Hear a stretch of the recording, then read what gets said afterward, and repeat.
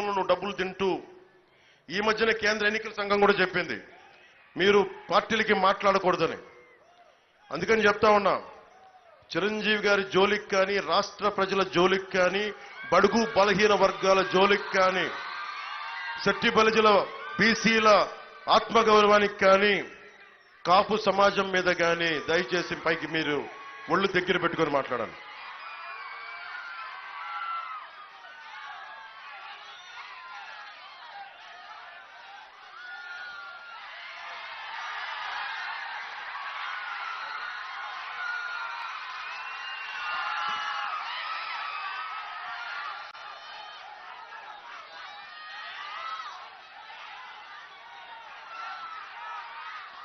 నేను మీ భవిష్యత్తు కోసం ఇది మాకు వదిలేసేయండి.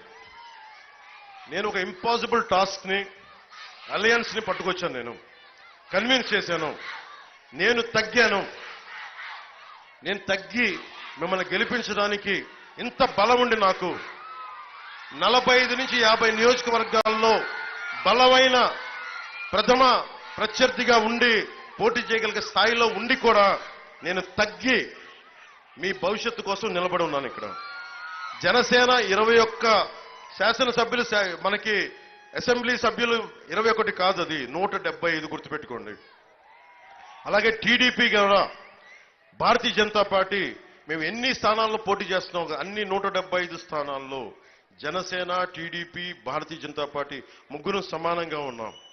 ఎందుకంటే రేపు పొద్దున ఇప్పుడు దాకా బూతుల అసెంబ్లీలు చూశారు, ఆడబిడ్డల్ని అకారణంగా తిట్టే అసెంబ్లీలను చూశారు, ఇంట్లో నుంచి బయటికి రాని ఆడబిడ్డలను కూడా తిట్టే నీచ సంస్కృతి వీళ్ళది.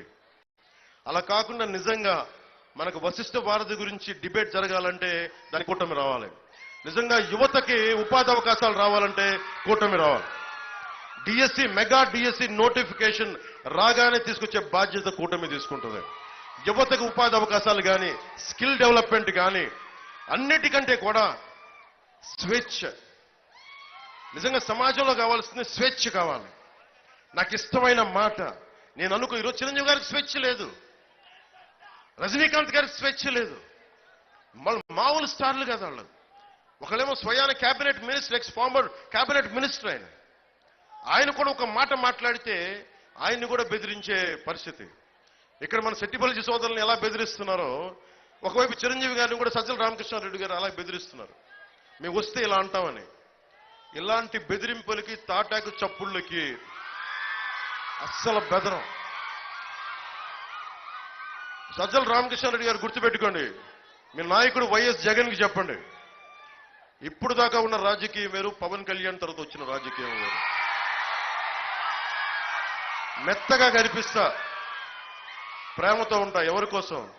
మా సోదరి మళ్ళీ నా గుండెల్లో పెట్టుకున్న ఆంధ్రప్రదేశ్ తెలుగు ప్రజలను పెట్టుకుంటాం. మీలాంటి దౌర్జన్యాలు, దోపిడీలు చేసే వాళ్ళకి నేను ఎంత కర్కోటకంగా ఉంటానో భవిష్యత్తు మీకు తెలియజేస్తాను.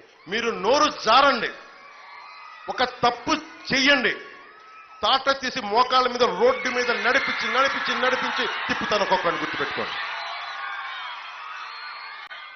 ఒళ్ళు దగ్గర పెట్టుకొని మాట్లాడు జగన్, నువ్వు కూడా చెప్తున్నా నీకు, ఒళ్ళు దగ్గర పెట్టుకొని మాట్లాడు. ఏమనుకుంటావు నువ్వు? ముఖ్యమంత్రి అయితే నీకేమనుకుంటావు? మా జీవితాల్లో స్వేచ్ఛ లేకుండా చేద్దాం అనుకుంటావా నువ్వెంత, నీ బతుకెంత జగన్?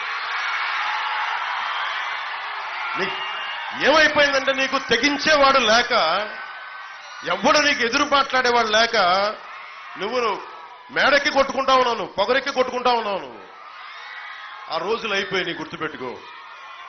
ఈరోజు ఎలక్షన్ సమయంలో మాట్లాడట్లా, గుర్తుపెట్టుకోండి. దశాబ్దం నుంచి ఇదే మాట్లాడుతున్నా. రేపు పొద్దున మనం ప్రభుత్వం స్థాపిస్తున్నామన్న ధైర్యంతో మాట్లాడట్లా. మొన్న 5 సంవత్సరాల్లో పీక్ లో ఉన్నప్పుడు మాట్లాడాను నేను ఇదే మాట. పవన్ కళ్యాణ్కి అధికారం ఉన్నప్పుడు ఒకలాగా, అధికారం లేనప్పుడు ఒకటి మాట్లాడు. అల్లూరి సీతారామరాజును స్ఫూర్తిగా తీసుకున్న వాళ్ళ మాకు భయాలు ఉండవు, మాకు న్యాయమే ఉంటుంది, న్యాయ పోరాటాలే ఉంటాయి. అలాంటి కూటమి ఈ రోజున మేము ఒక దేహానికి ఒక రక్తనాళం సరిపోదు, ఒక దేశానికి ఒక నది చాలదు, ఒక రాష్ట్రానికి ఈ రోజున ఒక పార్టీ చాలదు. తెలుగుదేశం, జనసేన, భారతీయ జనతా పార్టీ ఒక నాయకుల కూటమి, సమిష్టి కూటమే వచ్చి పోరాటం చేస్తే తప్ప వీళ్ళు చేసిన అవినీతిని, దోపిడిని అరికట్టే స్థాయిలో లేదు.